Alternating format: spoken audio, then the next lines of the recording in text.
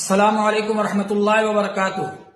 شیخ عبد القادر جیلانی رحمۃ اللہ علیہ سن 470 ہجری میں پیدا ہوئے اور 561 ہجری میں ان کی وفات ہوئی۔ 90 سال کی عمر پائی۔ ان کے بالکل بچپن کا زمانہ ہے اور اس وقت ان کی والدہ نے ان کو بغداد بھیجا علم حاصل کرنے کے لیے۔ اس زمانے میں جب قافلہ جا رہا تھا تو راستے میں ڈاکوؤں نے حملہ کر دیا اور سب سامان اور مال دولت لوٹ لیا۔ شیخ عبد القادر جیلانی رحمۃ اللہ علیہ نے اس وقت بھی ڈاکوؤں کے سامنے جھوٹ نہیں بولا اور سچ بولا ان کے سامنے۔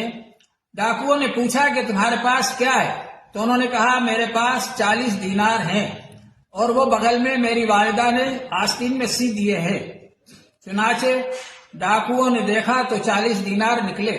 ان کی سچائی سے ڈاکو اس قدر متاثر ہوئے کہ انہوں نے ڈاکہ ڈالنا چھوڑ دیا اور توبہ کر کے سب سچے پکے مسلمان بن گئے۔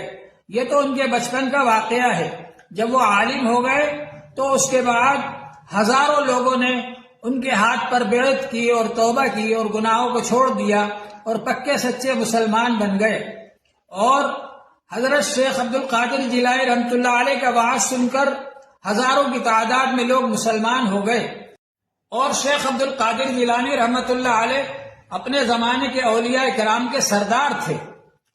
ایک بار ایک بڑھیا ان کے پاس اپنے بچے کو لا کر چھوڑ گئی اور یہ کہا کہ اس کو آپ اپنے جیسا بنا لیجئے۔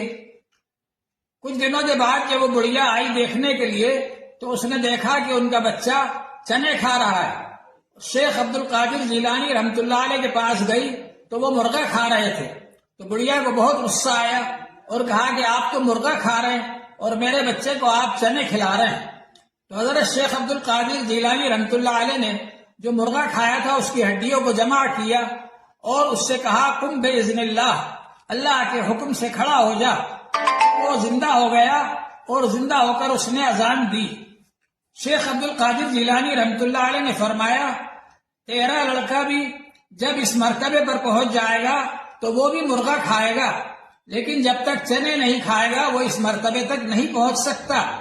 تو شیخ عبد القادر جیلانی رحمۃ اللہ علیہ زبردست عالم بھی تھے اور بہت بڑے بزرگ بھی تھے، اولیاء اللہ کے سردار تھے، لیکن ان کے لیے ایسی کرامتیں ظاہر کرنا، بیان کرنا جو کرامتیں ان کی شان کے مطابق نہیں ہے، یہ غلط ہے۔